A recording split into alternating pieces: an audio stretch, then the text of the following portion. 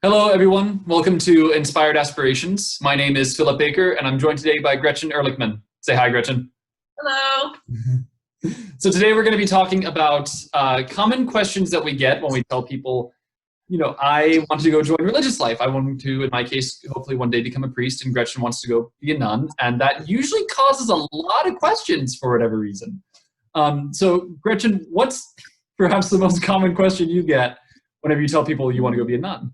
Yeah, so in my work with the Library Society, I have to share my story to a lot of different people, and sometimes that entails doing parish appeals as well. So one of the most common questions I get from people is, well, couldn't you find someone to marry? Like, don't you want a family? Um, I'm always like, oh, okay. But yes. So to the idea of like, can't you find someone to marry? Don't you want to be a wife? Don't you want children? Yes, like having all of these things is wonderful. I think marriage is so beautiful, and obviously I would, if I had my own children, I would love them, and if I had a husband, I would be thrilled.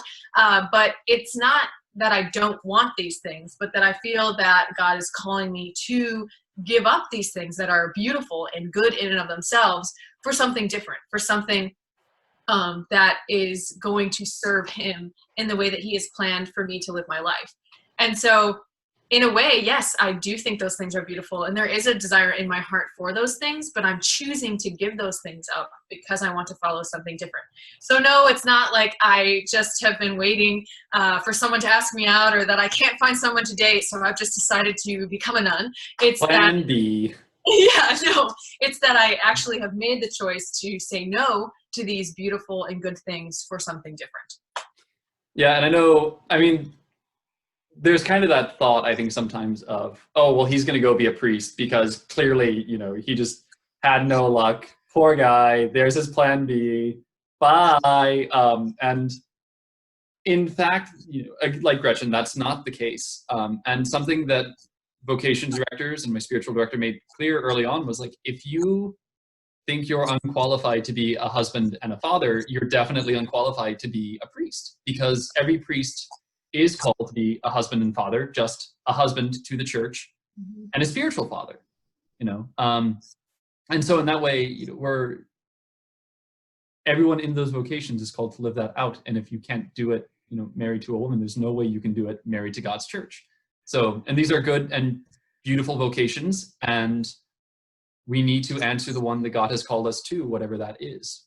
So, and for someone who's called to be a priest, it would be a terrible idea for them to go try and be, a human father if God's calling them to be a priest. And likewise, if someone's called to be a human father, it'd be a terrible idea for them to go try and be a priest.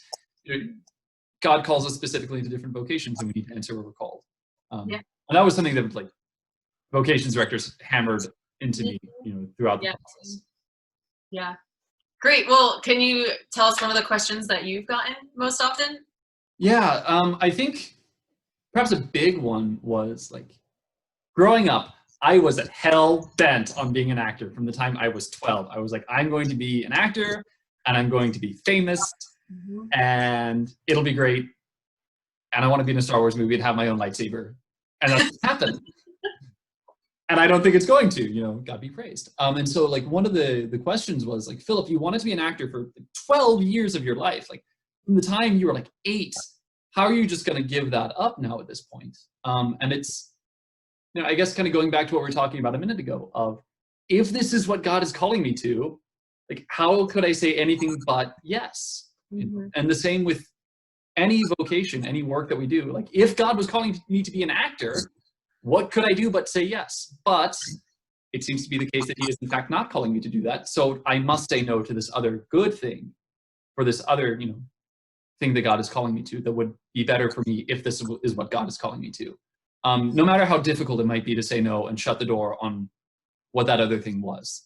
Yeah. Gretchen, do you have some, I feel like you definitely have some experience with this. Yeah. So I actually was in the middle of my PhD in musicology when God kind of changed the plan. And I have gotten this question a lot, like, oh, you spent your whole life as a musician. Like, I received my master's from a top music conservatory in voice performance and pedagogy. So I was performing as an opera singer and doing teaching in music. And that's, you know, just like acting, it's something that you have to prepare for even before you get to college. So, you know, since the age of 8 or 9, I've spent a lot of time practicing piano and practicing voice and learning music theory and things like that. So I quite literally spent a majority of my life learning this thing that people say, well, how come you're going to walk away from it now? You've been so successful, you know, you've performed professionally. Why would you do that? But I always think about it as I'm not really walking away from that, but I'm just using those gifts and those talents that God has given me in a different way.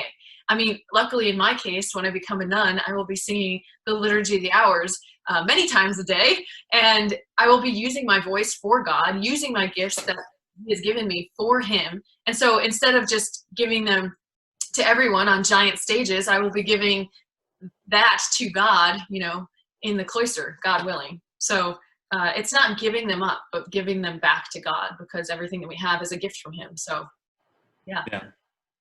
Well, I think it's like, that was one of the things early on in my discernment of like, okay, God, if you want me to go be a priest, is this wasted time to keep going in acting school? And Him leading me to realize like, no, it's not wasted time, because this education will serve for His glory in some way later on down the road, you know, because He can use everything and does use everything, you know, even what is bad and evil He uses to bring, you know, glory to His name. So how much more so will He be able to bring the good to give glory to His name? You know, so long as we're seeking to do His will and not our own. And that's really kind of what it was, you know, what it's about. So the questions of like, well, can you give this thing up? You know, what about this? You know, it's like, I mean, yeah, it's going to be tough. No one's denying that there's an element of sacrifice in that, but there's an element of sacrifice in every vocation. And if this is what God is calling me to, then, you know, it's a, you know, it's a joyful sacrifice. It's a good thing to do. Yeah, great. Well, we're just about out of time, but we will continue this conversation in another episode.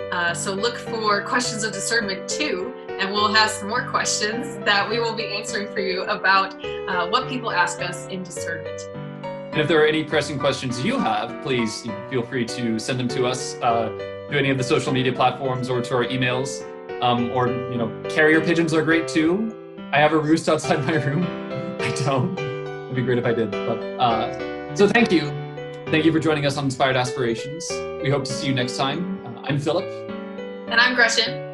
And remember, don't forget to speak Catholic, think Catholic, be Catholic. Thanks so much for your time. We'll see you next time. God bless. God bless.